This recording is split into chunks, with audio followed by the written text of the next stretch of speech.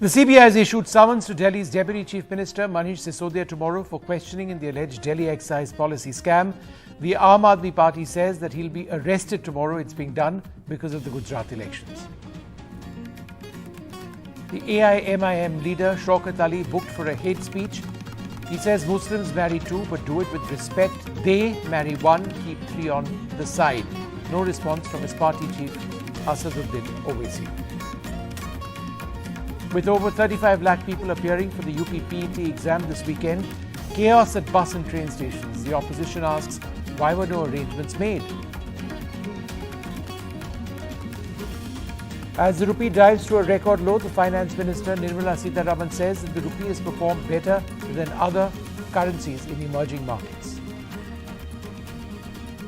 At the opening of the Chinese Communist Party Congress, President Xi Jinping slams external forces interfering in Taiwan. Xi says China has achieved comprehensive control over Hong Kong and reiterates his controversial zero-COVID approach. A fire along with gunshots heard as clashes erupt at Tehran's notorious Evin prison as the movement sparked by Mahsa Amini's death in custody now enters a fifth week.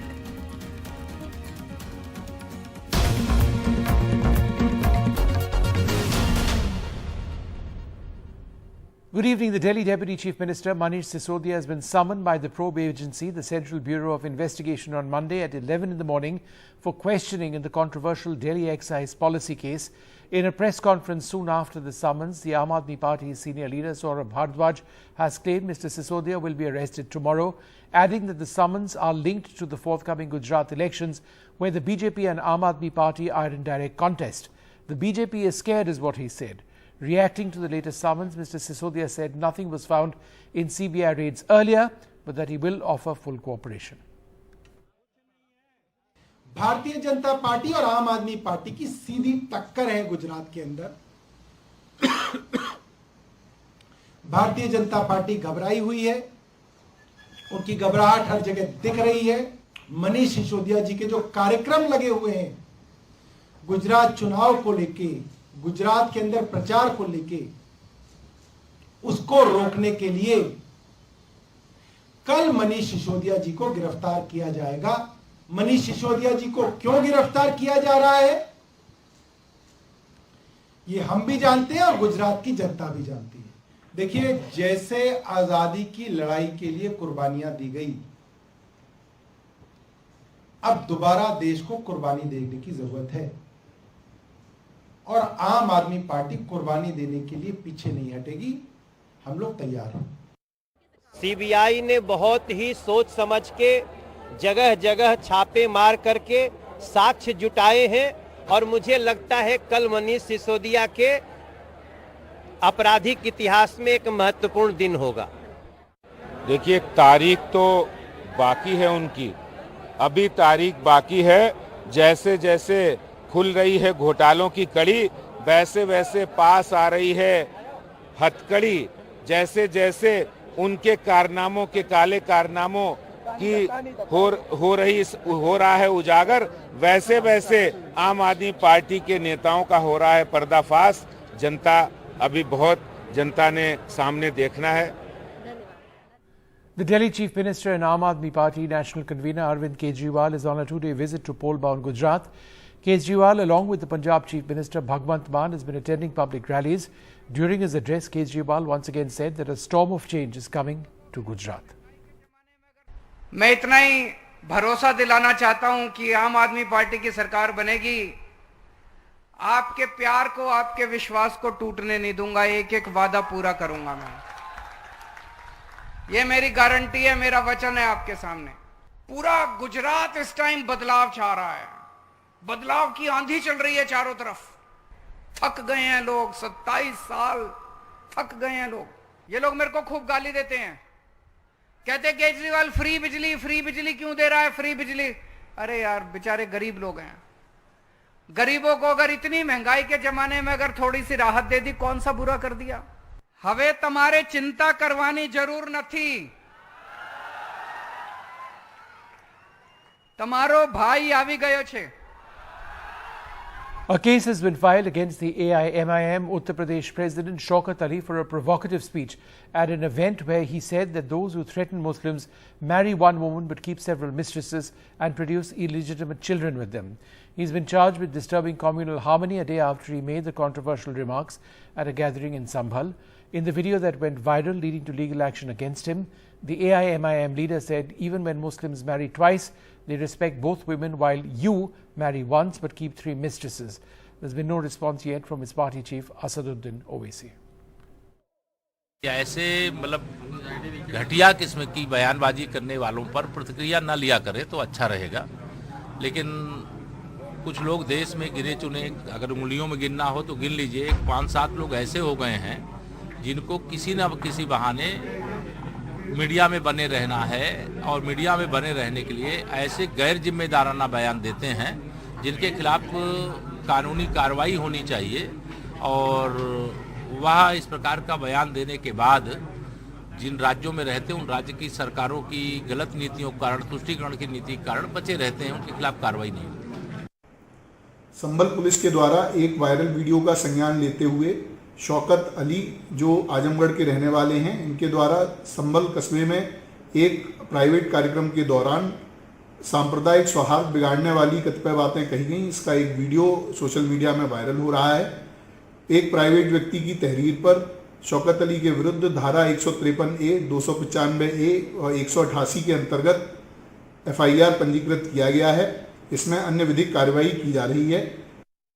कि पहली चीज तो ये है, मेरा वो बयान देने का मकसद वो नहीं जो लोग चला रहे हैं। आपको मालूम है कि आज से 5 दिन पहले दिल्ली के अंदर एक साधु ने VHP का प्रोग्राम था, उसमें कहा कि मुसलमानों को चुन चुन करके मारना है। ये 14 शादियां करते हैं, 40 बच्चे पैदा करते हैं। तो मैंने इंडिविजुअल उसको ये कहा था कि मुसलमान कोई गाजर मूली नहीं है कि आप उसको काट करके फेंक देंगे। तो उस चीज को लेकर के मैंने उन लोगों को कहा जो लोग ऐसा करते हैं। मैंने किसी धर्म विशेष को ये बात नहीं कही, मैंने हिंदू लफ्ज का इस्तेमाल ही नहीं किया है। लेकिन अब लोग इसको हिंदुओं से ले जाकर के कनेक्ट कर रहे हैं, तो मेरा ऐसा कोई कहना नहीं है। Several bus depots and railway stations across Uttar Pradesh witnessed chaos on Friday and Saturday as lakhs of candidates for a major Uttar Pradesh examination travelled to their exam centres and then returned after appearing for the exams.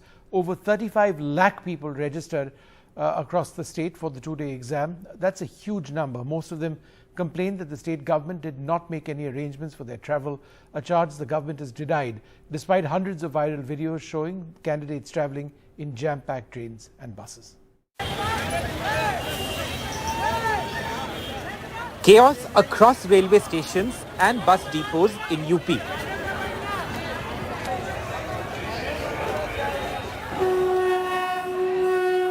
As lakhs of candidates travel to appear for an exam that would qualify them for UP government jobs.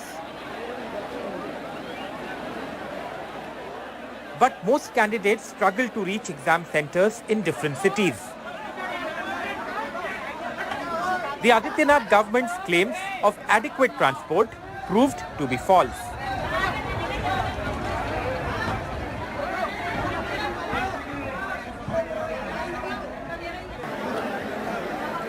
These visuals, shot on Saturday night at the Jhansi railway station in southern UP, showed platforms packed with candidates desperately trying to board trains.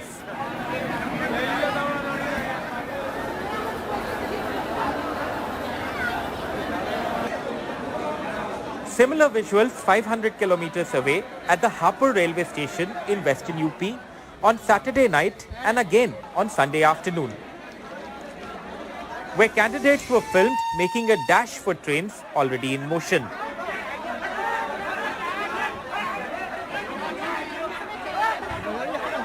Sir बहुत बुरी व्यवस्था थी train की। इसमें बहुत खतरे और नुकसान का भी काम था, क्योंकि ट्रेन में जगह नहीं मिल पा रही थी, चढ़ना भी मुश्किल हो गया था और इसी वजह से बहुत दिक्कत भी हुई थी। इतनी भीड़ थी कि कम से कम छोटे से उसमें डिब्बे में इतनी भीड़, कम से कम 200 लोग चढ़ गए थे। अब बताइए आप कैसे खड़े हो सकते हैं? सरकार को ये तो व्यवस्था करनी चाहिए कि छात्र या छात्राएं जाएंगी कैसे। आज सुबह प्रयाग से 1 बजे ट्रेन पकड़े थे और सुबह 6 बजे पहुंचे। तो आते वक्त बहुत दिक्कत हुई थी, ट्रेन में खड़े होने की जगह नहीं थी, काफी परीक्षार्थी चढ़ भी नहीं पाए थे ट्रेन में। बहुत ज्यादा दिक्कत हुई थी। ये समझो पूरी रास्ते एक पैर पे खड़े होके आना पड़ा। कोई ट्रेन नहीं थी, जो पहले से ट्रेन चल रही थी वही एक ट्रेन थी, कोई स्पेशल ट्रेन नहीं। इस बार 120-200 किलोमीटर के अंदर में सेंटर देने का मतलब सारा अमेठी के बच्चे का सेंटर नोएडा गया है, कैसे पेपर देने जाएगा वो। Several opposition leaders tweeted videos and photos of the chaos, blaming the Adityanath government. The government hit back, claiming many of the videos were fake. But most candidates contested the government's version. एक बात बताइए, सरकार ये कह रही है कि भाई हमने इंतजाम किया था, एक्स्ट्रा बस चलाई, एक्स्ट्रा ट्रेन चलाई। कोई बात नहीं, हम लोग उतना दूर से आए लेकिन देखे तो नहीं, उतना दूर से आए, किराया भी कम नहीं लिए, पूरा लिए, जैसे सबसे लेते हैं उसी हिसाब से। हाँ, तो सुजीता जी, क्या आपको लगता है और अच्छा इंतजाम होना चाहिए था जिससे? बिल्कुल होना चाहिए था। जब हर चीज के लिए होता है, इलेक्शन के लिए होता है, हर चीज के लिए होता, तो इसके लिए भी होना चाहिए। ये तो भविष्य, हम लोगों के भविष्य के साथ खिलवाड़ होगा ना, अगर नहीं होगा तो इसलिए सरकार को सोचना चाहिए ना इसके बारे में, क्योंकि सरकार को पहले से पता था 37 लाख बच्चे हैं, तो उनको इसका इंतजाम पहले से करना चाहिए था ना। Both the UP government and the Indian Railways have claimed that they did make arrangements for the exam, including running extra buses and examination special. So I'm at Lucknow's Charbagh railway station right now, and you can see that there is a examination special that is stationary at the platform, and it's about to leave in some time. But I think the larger question is, given the kind of visuals that we saw the last 2 days, and given the fact that we all knew that this examination was going to be held on these dates, were the arrangements made by the railways and the government enough? And did all of these students really have to take so much trouble just to appear in an exam? I think that is the important question. With Mohammad Adnan, Vinod Gautam and camera person Rajesh Gupta, this is Alok Pandey, NDTV. The Chinese President Xi Jinping is preparing for his third term as president. It's likely to be announced at the end of a week-long conclave. Xi walked on stage to huge applause from nearly 2,300 delegates who gathered at Beijing's Great Hall of the People for the once-in-5-year Communist Party Congress that's set to elevate him, giving him unprecedented powers.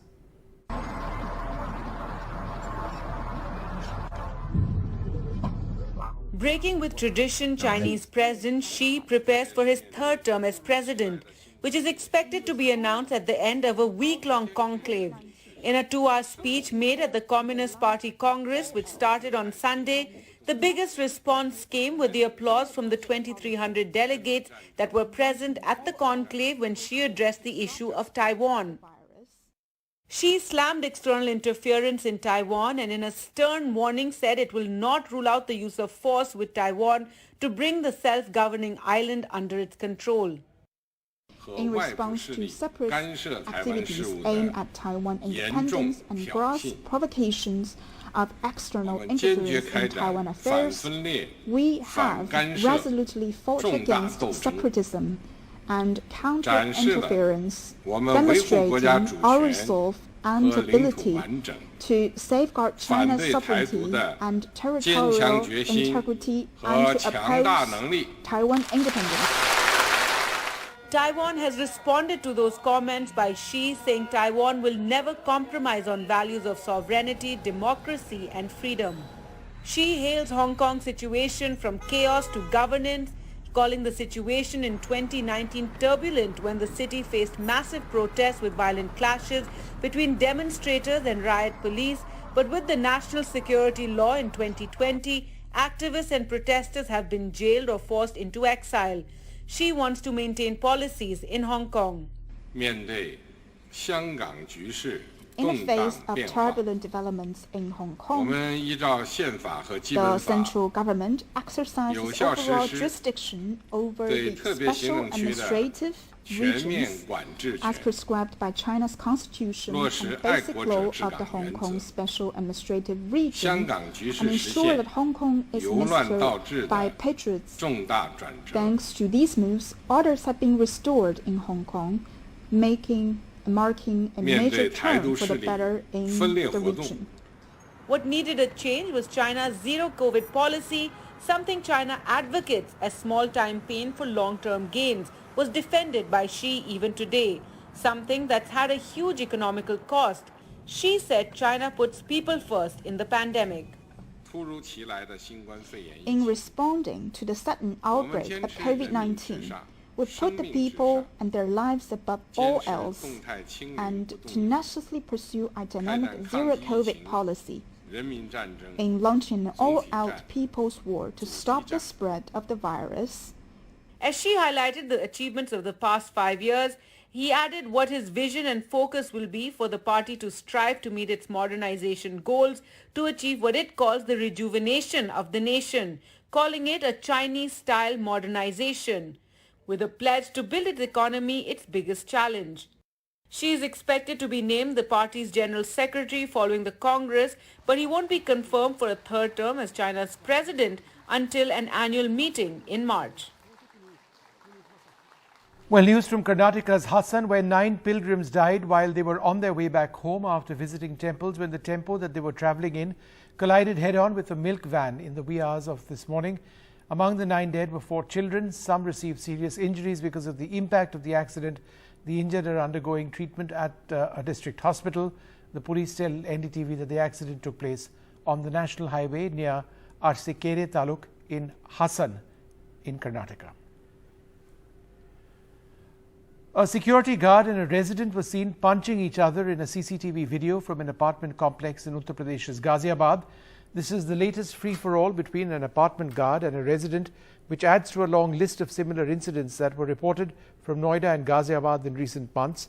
In the new footage that you see, the CCTV footage was taken at Ghaziabad's Windsor Paradise apartment complex. It shows a man and a security guard arguing for a few seconds before they start punching each other. A woman tries to stop the man from fighting. After taking the first few punches, the guard hits back, which appears to enrage the resident even more. He continues to attack the guard. They disengage after nearly a minute of the fist fight, after which the man and the woman return to their flats while the guard walks away. According to the police, the man came to the apartment a few days ago and has been living there. The guards reportedly did not know about it. On Monday, when he was walking to the apartment, the guard stopped him and asked where he was going. The resident, angry at the questioning, hit the guard, which soon spiraled into this fist fight. A senior police officer in Ghaziabad has said that they filed a case against the resident based on a complaint by the security guard. The last rites of Puran Krishna Bhatt, who was shot dead by terrorists in Shopian, was held today. In yet another instance of targeted killing, Bhatt was attacked near his residence in Chaudhry Gund in South Kashmir. The doctors declared him brought dead after he was shifted to a Shopian hospital. Kashmir has been witnessing a series of targeted killings since October last year. Many of the victims have been migrant workers of Kashmiri Pandits. A fire and clashes erupted at Tehran's notorious Evin prison on Saturday night as the protest movement sparked by Mahsa Amini's death in custody entered a 5th week. There have been massive protests by women in Iran against the use of the hijab, which is compulsory. Mahsa Amini was an activist who was killed by the police.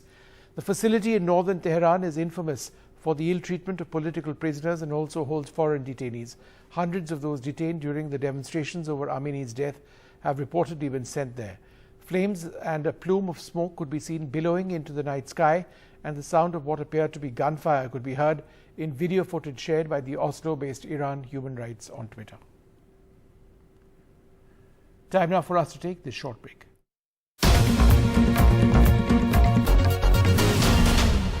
The 19-year-old Indian Grandmaster Arjun Erigaisi stole the show after he defeated the reigning world champion in chess Magnus Carlsen in the AIM Chess Rapid Online Chess Tournament. Erigaisi had lost to Carlsen last month in the final of the Julius Baer Generation Cup online tournament. His win helped him regain his place in the top 8.